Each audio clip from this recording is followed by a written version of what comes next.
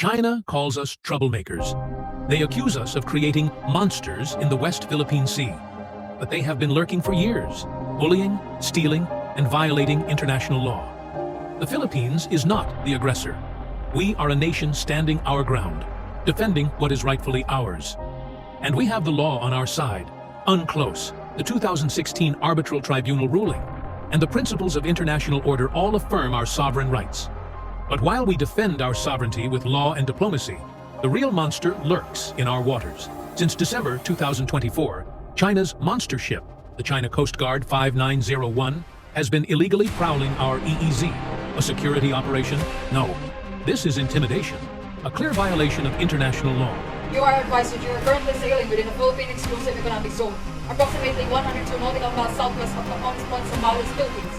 The real monster in Asia is not the Philippines. It is China, a state that built military bases on artificial islands in contested waters, rams and fires water cannons at unarmed Filipino fishermen, ignores international law, and bullies its neighbors into submission. And yet, they dare to call us the aggressors? They attack our sovereignty and call us villains. They violate international law and call us provocateurs. But we know the truth. The world knows the truth. And we are not standing alone. The Squad is not an aggressor. It is a coalition of nations that uphold peace, security, and international law.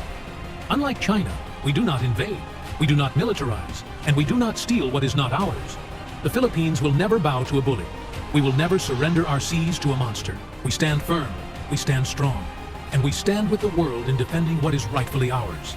Filipinos, let's expose the real monster in the South China Sea. Share this video. Stand with our defenders. How sincere is this China policy? Maybe because I'm Chinese and I believe in sincerity. Kaya nga sabi ko, why are you so sparing? Gusto ninyo, gawain na lang ninyo kaming province, Fujian, pati Philippine province of China. Di wala tayong problema. Yung mga Chinese dito, hayaan mo yan. Nandito magtrabaho, hayaan mo. I admitted, and I was young, whom I requested to do the lay the ground, do the legwork of my going to China and getting into a new deal and a new relations because of yung foreign policy ko. Nag-neutral ako para makagalaw ako. Duterte describes Yang as a middleman who linked the government with a Singaporean-led company that had access to many stocks of sorely needed personal protective equipment, masks, COVID-19 tests, and more. Duterte was likely referring to Pharmaly International Holding Company, whose local subsidiary, Pharmaly Pharmaceutical Corporation, bagged at least 8.7 billion pesos worth of government contracts related to pandemic response. Lahat ng negosyante na Chinese, natural born dito sa Pilipinas o from China, pagka dumikit sa akin yan, politiko ako, ma'am. Para sa akin, boto. At contribution sa eleksyon. Pera. Kailangan mo sa eleksyon, pera. Prangka-prangkahan tayo. Ang boto, pati pera. Planong ipatawag sa pagdinig ng Kamara kaugnay sa bilyong-bilyong pisong nasabat na droga sa Pampanga ang dating economic advisor ni dating Pangulong Duterte na si Michael Yang. The Representative Ace Barbers pinatawag nila si Yang para alamin po ang kaugnayan sa dating Pharmaly executive na si Lincoln Ong na nabisong isa rin sa mga incorporator ng kumpanyang Empire 999 na nagmamayari naman sa mga warehouse kung saan natagpuan ang droga. So gusto po nating malaman, alam din po ba yun ng dating Pangulo na mismo economic advisor niya ay involved sa illegal drug trade? Really sure? We had lots of evidence po dito sa hearings sa Kamara. Produce one now. The records of the House of Representatives can suffice. He's going around until now and making friends with everybody.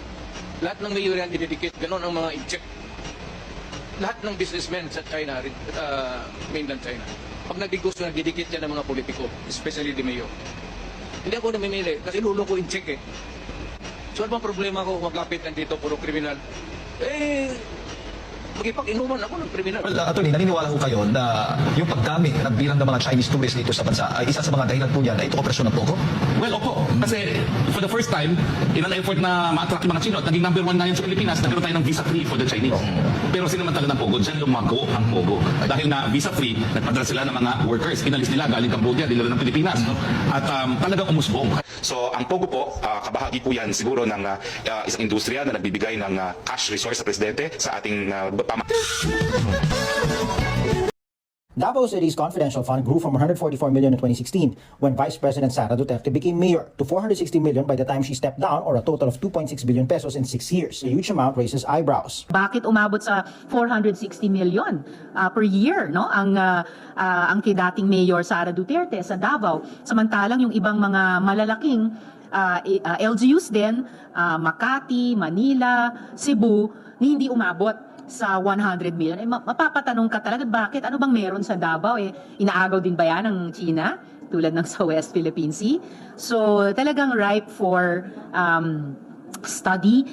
Duterte's use of surveillance money is in the spotlight after the just concluded budget hearing showed her office spent 125 billion pesos in just 19 days in 2022.